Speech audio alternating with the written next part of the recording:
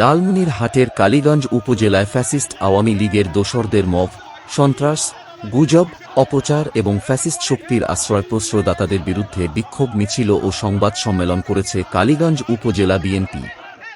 সংবাদ সম্মেলনে কালীগঞ্জ উপজেলা বিএনপির সিনিয়র যুগ্ম আহ্বায়ক বাবু বিধানচন্দ্র রায় অভিযোগ করে বলেন, দলের সাংগঠনিক কার্যক্রমে বিভিন্ন সময় বাধা সৃষ্টি করা হচ্ছে। তিনি দাবি করেন, এসব কর্মকাণ্ডের পেছনে কালীগঞ্জ উপজেলা বিএনপির আহ্বায়ক মোহাম্মদ জাহাঙ্গীর আলমের ভূমিকা রয়েছে। বাবু বিধানচন্দ্র রায় আরও বলেন, তিনি চান না এখানে কেউ বিএনপিকে সুন্দরভাবে সংগঠিত করুক বা শান্তিপূর্ণভাবে দলীয় কার্যক্রম পরিচালনা করুক। এ সময় উপস্থিত নেতাকর্মীদের মধ্য থেকেও একই ধরনের অভিযোগ উত্থাপিত হয়। এর আগে উপজেলা বিএনপির নেতাকর্মীরা বিক্ষোভ মিছিল করে।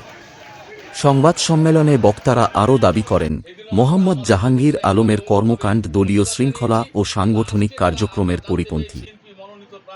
তারা তাকে আওয়ামী লীগের দোসর বলেও অভিযোগ করেন এবং বিষয়টি তদন্ত করে প্রয়োজনীয় সাংগঠনিক ব্যবস্থা গ্রহণের দাবি জানান। যে অতি দ্রুত সময়ের মধ্যে তাদের বিরুদ্ধে সাংগঠনিক ব্যবস্থা গ্রহণ করে আমাদের উন্নয়নের ধারা অব্যাহত থাকুক। যারা এই যে মব জাস্টিস সন্ত্রাসী এবং আমরা বিশেষ করে এই যে ২৬ সালের ১২ই জানুয়ারি নির্বাচন, ১২ই ফেব্রুয়ারি এই যে নির্বাচনকে কেন্দ্র করে যারা আজকে এখন পর্যন্ত যারা এই বিএনপির বিরুদ্ধে অপকাণ্ড ছড়িয়ে বেড়াচ্ছে, এবং সবচেয়ে বড় কথা হলো আমাদের প্রিয় নেতা জনাব রুকনউদ্দিন বাবুল মহোদয়, সবাই জানে উনি একজন জনপ্রিয় লোক। জনপ্রিয়তা আছে বলেই কিন্তু উনি আজকে টিকে আছে এবং উনি এমপি হয়েছেন। আর এই রুকনউদ্দিন বাবুল মহোদয়ের যে জনপ্রিয়তাকে খর্ব করার জন্য, তাকে হারানোর জন্য যারা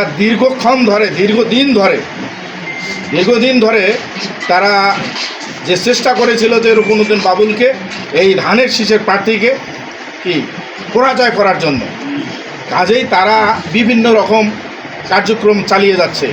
যেমন আওয়ামী লীগের একজনকে ধরছে, সেখানে তারা তাদের কর্মী হিসাবে প্রকাশ করতেছে, কিন্তু সাধারণ মানুষ তো জানে যে উনি কোথায় ছিল আর কোন দলের সাথে সম্পৃক্ত ছিল, এটা তো সবাই জানে। আর বিশেষ করে যেটা হলো সবচেয়ে বড় কথা, তার হলো আপন ভাইরা আজিজার রহমান প্রিন্সিপাল, সাবেক প্রিন্সিপাল, ওনাকে আওয়ামী লীগের উনি সহসভাপতি, আওয়ামী লীগের উপজেলা সহসভাপতি। এই যে ওনাকে যখন ধরলো প্রশাসন ধরার পরেই সে নানা রকমভাবে নানা রকম কার্যক্রম শুরু করলো। এমনকি আমরা যেটা মেসেজ পাইতেছি যে আওয়ামী লীগের সাথেও তারা ষড়যন্ত্র করার জন্য সবসময় চেষ্টা হয়ে যাচ্ছে।